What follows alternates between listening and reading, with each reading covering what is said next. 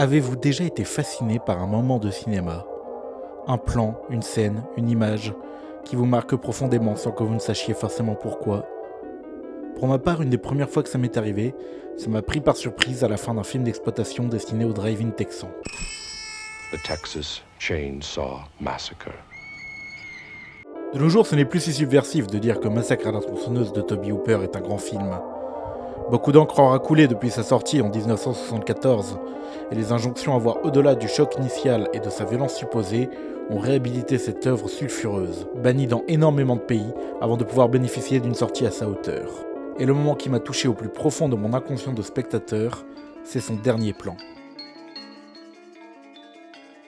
À la fin du film, Sally, la survivante du massacre qui s'est opéré sous nos yeux, parvient à s'échapper de la maison de la famille de tueurs qui s'en est prise à son groupe, après l'avoir séquestré le temps d'une séance de macabres repas cannibales, où l'on s'enfonce au plus profond de la folie et de l'hystérie. Sous le soleil levant, elle court, poursuivie par deux de ses bourreaux, le sadique autostoppeur et le terrifiant Leatherface, armé de la tronçonneuse du titre. Sous la lumière de l'aube, elle parvient à rattraper la route, se fait aider par un camionneur qui percute l'autostoppeur et blesse Leatherface à la jambe, puis Sally monte à l'arrière d'un pick-up, tandis que le soleil se couche déjà, comme si on venait de parcourir une journée entière, comme si le temps lui-même était détraqué dans cet endroit hors du monde, et elle s'échappe, laissant exprimer un rire dément, aussi soulagé que perturbé par l'enfer qu'elle vient de vivre. C'est alors qu'un dernier plan survient, pas centré sur Sally, mais sur Leatherface, resté dans son espace morbide, et qui fait ça.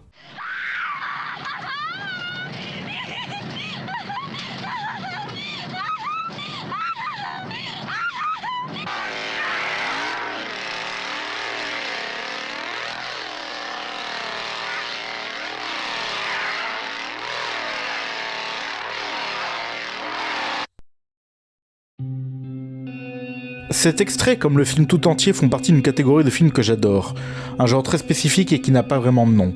Dans une précédente vidéo sur cette chaîne, nous parlions entre autres du problème du mal, dans le sens théologique. Mais il existe aussi un problème esthétique du mal. Comment les artistes peuvent-ils se permettre de montrer l'abjection dont l'humain s'est prouvé capable? Pour prendre l'exemple canonique, en 1960, le film Capo de Gillo Pontecorvo sort sur les écrans. Il s'agit d'un mélodrame dont l'action se situe dans un camp de la mort, et rien que pour ça le film est attendu au tournant. Aujourd'hui, le film est peu vu, mais on le connaît comme un des chefs-d'œuvre les plus critiqués et controversés de l'histoire du cinéma. Le principal chef d'accusation étant comment Pontecorvo ose-t-il faire du divertissement à partir de l'horreur absolue qu'était la Shoah. Parmi ses détracteurs, le documentariste Claude Lanzmann, réalisateur de l'imposant Shoah, qui donna son nom au massacre, restera longtemps partisan d'un interdit moral de représenter l'Holocauste en fiction. La fidélité de cette abjection, dit-il, reste impossible à reproduire. Il ne mettra de l'eau dans son bain qu'en 2015 après avoir vu Le Fils de Saul, de Laszlo Nemes, film lui aussi tourné dans un camp de la mort mais qui garde un décor flou, donc dans l'horreur restant le domaine du hors-champ. C'est une position qui se défend, mais certaines personnes en ont une radicalement différente et ne s'en font pas prier pour la mettre en œuvre. The Man Beyond the Sun, un film d'horreur hongkongais réalisé par Mutun Fei et sorti en 88, est basé sur la véritable histoire du camp 731. Là où, durant la Seconde Guerre mondiale, les forces japonaises testaient des expériences scientifiques sur des populations occupées. Ici c'est bien simple, tout nous est montré dans les moindres détails, à l'aide d'effets spéciaux proprement insupportables pour la plupart des gens. Vous pourrez objecter que ce n'est qu'un film d'exploitation crapoteux comme Hong Kong en connaissait tant, mais ça n'en fait pas moins un témoin de la représentation du mal de son époque. D'autant plus que son cinéaste clamait que ce film était au plus proche de la véracité historique, et que de ce fait, il était important de montrer le réel tel qu'il a été pour ne pas le reproduire. Et ça peut se défendre aussi. La question de la morale dans le fait de représenter quelque chose a toujours existé, mais depuis la fin de la guerre et la prise de conscience de ce que nous, humains bien civilisés, sommes capables, elle est d'autant plus présente dans les esprits. Aujourd'hui, nous allons parler des films qui regardent le mal droit dans les yeux et voir comment ils s'y prennent. Je suis Skull Kid, bienvenue dans les bois perdus.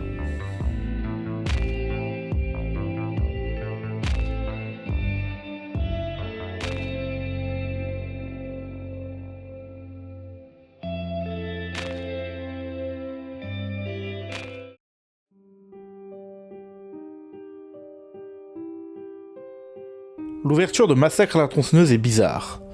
Bizarre mais cohérente, tant elle reprend de manière condensée l'opération esthétique du film tout entier.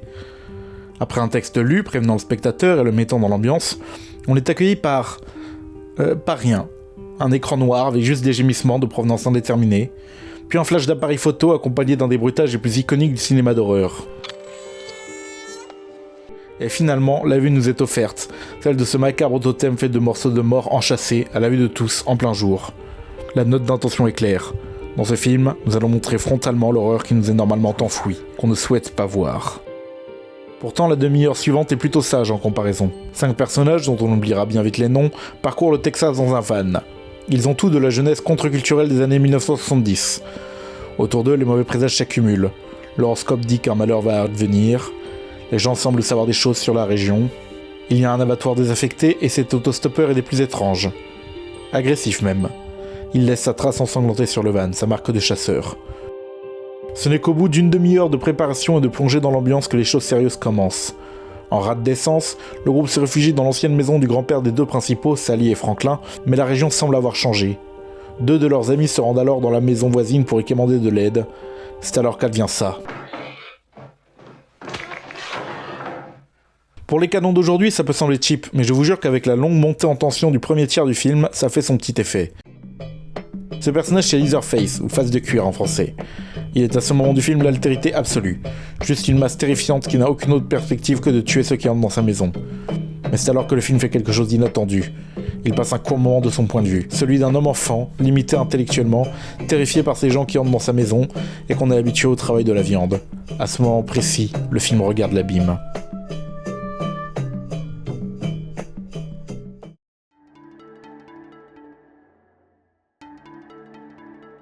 Ce shift dans la perception du monstre, beaucoup de cinéastes rêveraient de le faire aussi bien. Cette technique est rare mais pas si récente. M de Fritz Lang est sorti en 1931.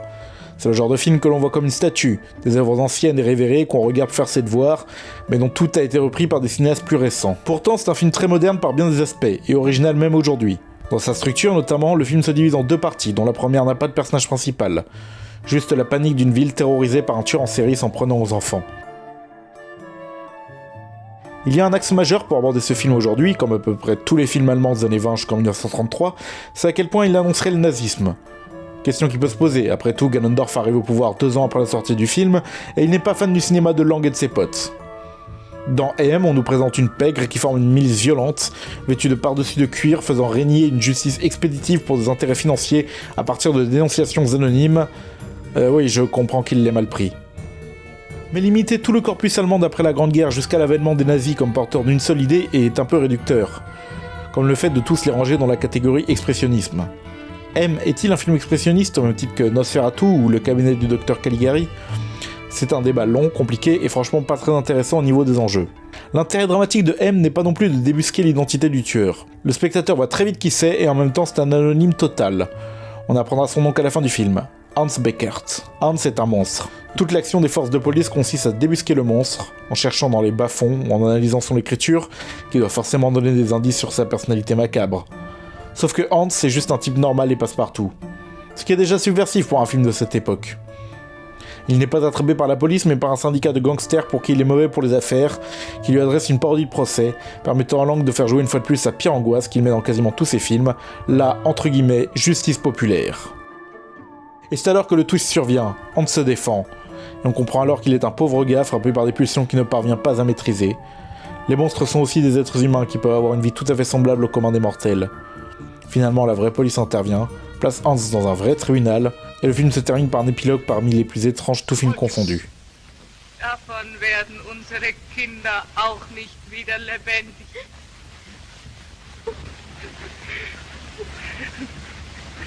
Man muss ihm noch besser auf die Kinder Acht geben. Comment réparer le mal causé par Hans ? L'emprisonner, le tuer sur la place publique, le torturer ? Maudire sa mémoire comme celle d'un monstre ? Tout ceci ne remboursera pas la dette morale. La vérité n'est pas dichotomique. Il n'y a pas de balance cosmique à rééquilibrer du côté du bien en vengeant les enfants morts. Il n'y a que des gens blessés et des cicatrices avec lesquelles il faudra vivre.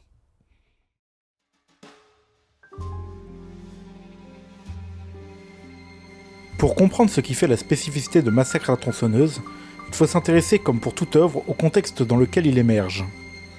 Depuis la fin des années 60, les États-Unis traversent une vague d'événements venant mettre en cause le récit national bien installé. Scandale du Watergate, assassinat filmé du président Kennedy, et bien sûr, guerre du Vietnam, qui fait rage au moment du tournage. Edwin Neal, l'acteur qui interprète l'autostoppeur, en revient lui-même. Quant aux têtes pensantes du projet, Toby Hooper et son co-scénariste et coproducteur Kim Henkel, Ils sont des produits de la contre-culture, elle aussi mise à mal par une série de méfaits. L'assassinat de Sharon Tate, les morts de plusieurs figures à cause de l'abus de drogue, le désastre du concert des Rolling Stones à Altamonte.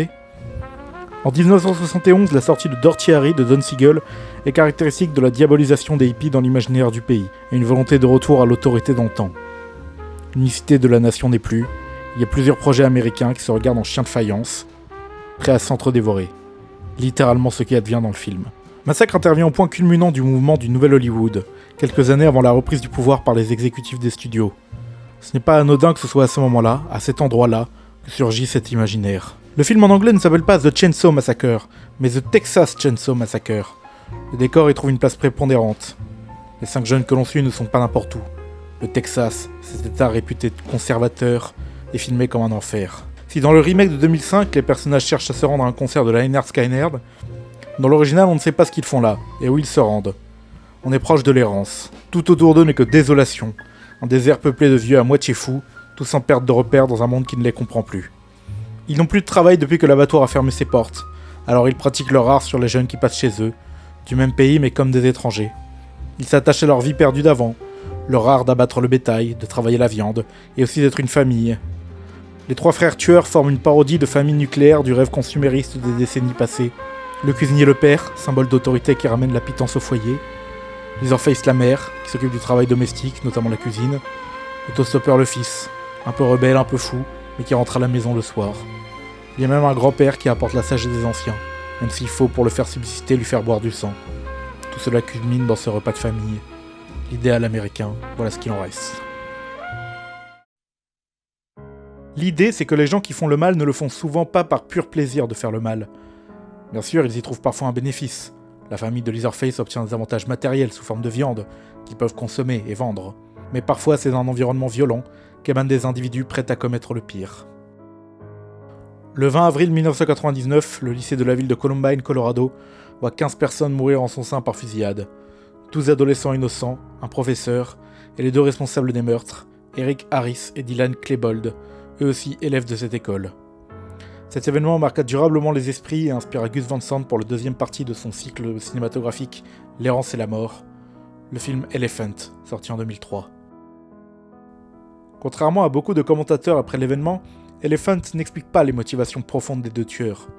Il ne s'intéresse pas à leur profil psychiatrique, ne fait qu'esquisser des éléments biographiques, ne responsabilise pas leurs jeux vidéo, artistes musicaux et films favoris. Pas plus qu'il ne fait de spectacle ni de suspense autour de la fusillade. L'opération esthétique du film, c'est juste de planter le décor. La grande majorité du récit se situe dans les quelques dizaines de minutes précédant la fusillade du point de vue de différents élèves. John doit s'occuper de son père alcoolique, Nathan rejoint sa petite amie Carrie, Elias gère un club de photographie, Michelle se voit demander par la prof de sport de mettre un short, malgré le fait qu'elle soit visiblement mal dans sa peau. Pendant ce temps, les nuages orageux s'amoncellent dans le ciel. Les personnages se croisent, interagissent parfois entre eux. Ils sont filmés comme s'ils étaient déjà morts, comme des fantômes capturés par une caméra surnaturelle, incapables de trouver le repos. Les signes avant-coureurs sont partout, une ironie dramatique terrifiante. La cible dans le dos de Nathan, les plans où les futures victimes montent un escalier enveloppé d'une lumière blanche diffuse. Michelle qui regarde le ciel l'air inquiète comme si elle sentait son funeste destin arriver. Une membre du trio de filles anorexiques dit au détour d'une conversation qu'elle aimerait mieux mourir que de rentrer chez elle. Where are you riding? Oh, this? Yeah. It's my plan. For what? Oh, you'll see. Du reste, on ne voit que le parcours d'Eric et Dylan, renommé Alex, préparant la fusillade. À l'écart de la micro-société lycéenne, ils sont si dégoûtés par leur environnement qu'ils en viennent à prévoir de tuer, puis de mourir, sans espérer de récompense. On les voit subir le harcèlement de leur père, on les voit hésiter sur leur sexualité dans un monde homophobe, on les voit regarder des documentaires sur le nazisme avec un détachement total, on les voit acheter des armes d'assaut avec une facilité déconcertante. Dans une scène clé, Alex, présenté comme le cerveau de l'opération, se fait littéralement envahir par le bruit de son environnement qui devient insupportable pour lui. Et à la fin, le décor en feu laisse peu de place à l'ambiguïté. Pourquoi le film s'appelle-t-il Elephant ? Il y a plusieurs interprétations, mais j'en retiens 2 principales. La première renvoie au conte indien Les 6 aveugles et l'éléphant, dans lequel des sages aveugles essaient de percevoir ce qu'est un éléphant en touchant des parties spécifiques du corps. Évidemment, celui qui touche la trompe ne ressent pas la même chose que celui qui touche les pattes ou la queue, métaphorisant l'impossibilité de saisir une idée complexe d'un seul point de vue. La seconde interprétation du titre aurait été donnée par le cinéaste en personne. Pour lui, elle renvoie à l'expression « an elephant in the room », qu'on pourrait traduire en français comme « le nez au milieu de la figure ». Ça représente l'aliénation que subissent ces lycéens dans cet environnement subtilement oppressif, dont tout le monde voit les coutures, mais choisissent d'ignorer. Elephant fait sensation à sa sortie et remporte la Palme d'Or du Festival de Cannes de 2003. Et pourtant, rien n'a changé. Columbine a lancé une vague de tueries de masse en milieu scolaire aux États-Unis, au point que ça en devienne un mème. 3 d'entre elles ont depuis fait plus de victimes que Columbine. Le premier épisode de la saison 22 de South Park, intitulé Dead Kids, présente un postulat terrifiant. De nombreuses school shootings ont lieu tout du long de l'épisode. La blague, c'est que tout le monde s'en fout et que rien ne change.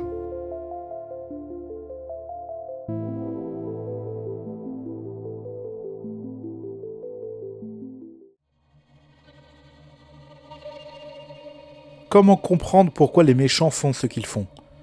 Il est facile de penser qu'à la place de la famille Sawyer, nous qui sommes des gens bien, nous n'aurions pas sombré dans la folie, quand bien même nous aurions travaillé dans un abattoir qui aurait fermé. La vérité est plus complexe. Comme dirait le Joker, il suffit parfois d'une mauvaise journée pour faire sombrer n'importe qui. Leatherface est devenu une icône du cinéma d'horreur, mais il n'est pas le seul méchant de Massacre comme nous l'avons vu. Il y a ses 2 frères. Il y a aussi le grand-père si on est gentil et qu'on le considère comme vivant. Si l'autostoppeur semble avoir le mal en lui, le cuisinier, qui sert de chef de famille, dit lui-même n'avoir aucun plaisir à tuer. Il dit ça, mais c'est lui qui se montre violent avec Leatherface, et il participe au dîner macabre sans aucun souci. Peut-être se raconte-t-il une fable, comme quoi il était obligé de devenir cannibale, qu'il l'a fait pour nourrir sa famille, qu'il essaie de ne pas voir l'évident aspect terrifiant de ses actions. Est-on déterminé à l'avance à faire le mal, ou a-t-on toujours le choix ?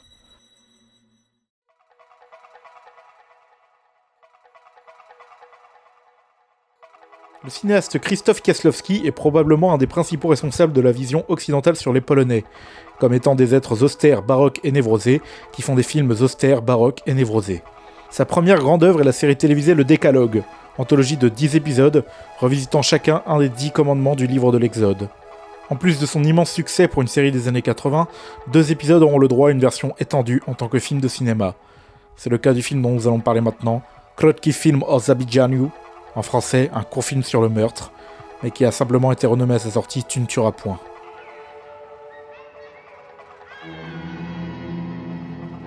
Ce qui frappe en premier, c'est le travail visuel. La photographie signée Sławomir Idziak utilise une colorimétrie très spéciale avec une omniprésence d'ocre et quelques éléments rouges très saturés, qui me font dire que Spielberg avait vu ce film avant de faire la liste de Schindler.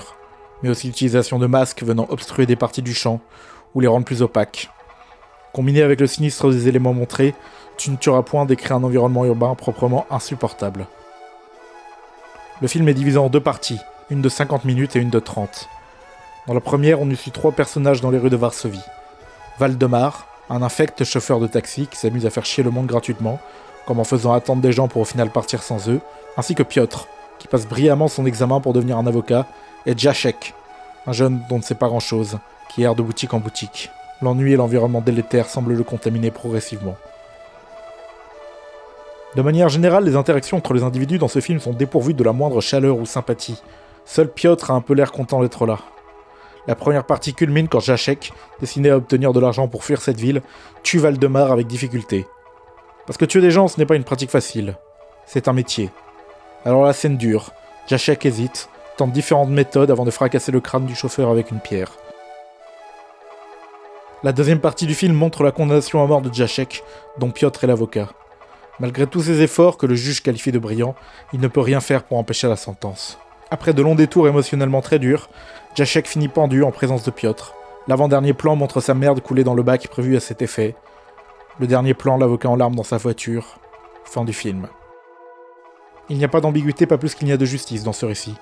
Ce dont on assiste, c'est à un meurtre, puis à un autre meurtre, même si le second se part de l'égalité.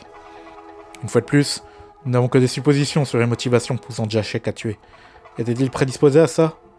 Mais ce que nous fait ressentir Kieślowski avec son film, c'est que cet endroit, cet environnement est pétri de mal, et qu'il contamine les individus en son sein. Il est facile pour tous de psychiatriser un tueur, de le déclarer monstrueux, de le juger hors du champ de l'humanité. D'autant plus que ce sont souvent des miséreux, des handicapés, et autres personnes jugées déviantes. Parfois cela va jusqu'à les condamner à mort. Même si nous pensons avoir de bonnes raisons, qu'est-ce qui nous sépare vraiment de l'abîme ?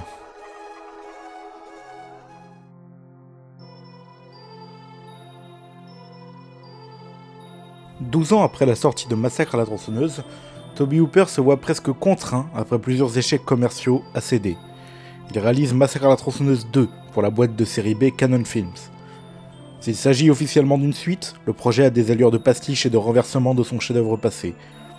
Mais surtout, il agit comme l'ouverture d'une boîte de Pandore, à partir de laquelle Leatherface est une marque prête à se lancer en franchise.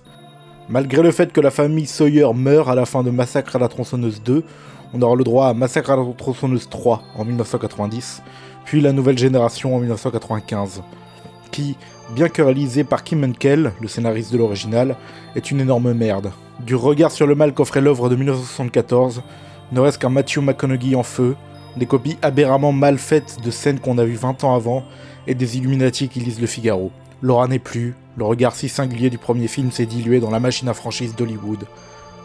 Après une bataille pour les droits, Netflix sort en 2022 une énième suite alternative du premier, oubliable et déjà oubliée. Nous l'avons vu au cours de cette vidéo et des films évoqués, il y a peu de choses qui nous séparent vraiment des monstres ainsi représentés. Nous sommes tous au bord de l'abîme, et quand nous regardons en elle, elle regarde aussi en nous, prête à nous avaler. Mais il reste une question à se poser. Que faire quand le mal devient la norme et que lutter contre elle est réprimé, aussi bien physiquement que socialement ? Qu'aurions-nous été durant les heures sombres de notre bien réelle histoire ?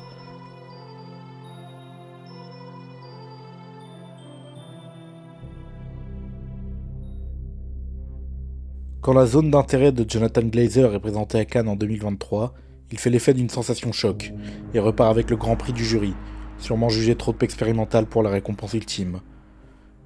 Peu avait été dévoilé quant au synopsis du film. Quand celui-ci se lance après plus de 2 minutes d'écran noir sonorisé pour nous mettre dans l'ambiance, on assiste à une scène familiale tout ce qu'il y a de plus banal et charmante. Mais ça ne prend pas, quelque chose ne va pas. Et pour cause, la famille que nous suivons dans ce décor qui se voulait idyllique, c'est celle de Rudolf Höss, le dirigeant et superviseur du camp d'Auschwitz. On ne voit jamais ce qu'il fait concrètement, cela dit, mais Glazer fait confiance au spectateur pour s'imaginer l'horreur de ce qui se passe juste de l'autre côté de ces murs. Enfin, ce n'est pas tout à fait vrai. Déjà, on entend constamment les bruits de l'extermination. Et aussi, on voit le travail administratif de Rudolf, comme ses rencontres avec ses ingénieurs pour tuer un maximum d'indésirables en un minimum de temps. La réalité des camps s'introduit par touche dans le quotidien de cette petite famille. Des prisonniers au service de la maison qui se veulent plus discrets mais qui crèvent l'écran. Des dents en or avec lesquelles jouent des enfants. La belle-mère de Rudy, qui n'étant pas habituée ne supporte pas le bruit ni l'odeur. Vers la fin du film, un des plus jeunes enfants jette un coup d'œil furtif à la fenêtre vers de l'autre côté du mur. Il en ressort choqué. À la toute fin, Höss, devenu inspecteur chargé du bon déroulement de la solution finale, est tellement absorbé par son travail qu'il ne voit plus que des objectifs à remplir, des chiffres à augmenter, des gens à exterminer. Ehrlich gesagt, hab nicht wirklich drauf geachtet, wer alles da war. Ich war zu sehr damit beschäftigt, mir zu überlegen, wie ich Alan Beiser vergasen würde. Sa femme ne le comprend pas, elle voit juste les avantages matériels à tirer de la situation de son mari. Ils se sont habitués, comme les femmes de ménage du mémorial d'Auschwitz que l'on aperçoit dans une brève section documentaire, sont elles aussi habituées à leur travail dans ce lieu si chargé d'abjection. Dans le dernier plan de la zone d'intérêt, alors que Rudolf Höss sort d'une fastueuse réception, il est soudain pris d'un haut le cœur, comme si au fond de lui, il savait que toute sa vie était basée sur l'horreur, ce avant de disparaître dans les ténèbres insondables. Que retenir de tout cela ? Que l'homme est mauvais, le monde horrible et qu'on ne peut rien y faire ? Je ne pense pas. Même si les environnements sont affreux, cela fait ressortir encore plus les gestes de bonté et de tendresse que l'on voit dans ces films. L'enthousiasme de Piotr après avoir réussi son examen au barreau, la jeune polonaise anonyme qui cache des pommes dans la terre pour aider les prisonniers du camp à se nourrir, la dernière pensée de Valdemar, le chauffeur de taxi, va à sa femme, Benny qui risque sa vie pour sauver celle de ses camarades. Mais quand bien même ces films nous montreraient des mondes sans aucun espoir et des personnages condamnés à souffrir, comme dans la mode du grimdark, il ne faut pas oublier que ce sont des œuvres de fiction, destinées à nous montrer le pire de ce dont nous sommes capables pour nous éviter de les reproduire. À l'heure où la folie meurtrière se prépare une fois de plus à entamer sa sinistre danse, il est important que ce genre de film existe pour regarder l'abîme, sans qu'elle ne nous engloutisse. Et si des gens sont gênés par la liberté de l'art à faire cela, c'est peut-être qu'ils se sentent visés. N'en déplaise à nos chefs, comprendre, ça n'est pas excusé. Dans ce film si triste qu'est Elephant se cache à mes yeux une des plus belles scènes de l'histoire du cinéma. Je vais finir cet essai vidéo en vous la montrant, dans son dénuement, sans commentaire de ma part. C'était Skull Kid, merci de m'avoir suivi dans les bois perdus.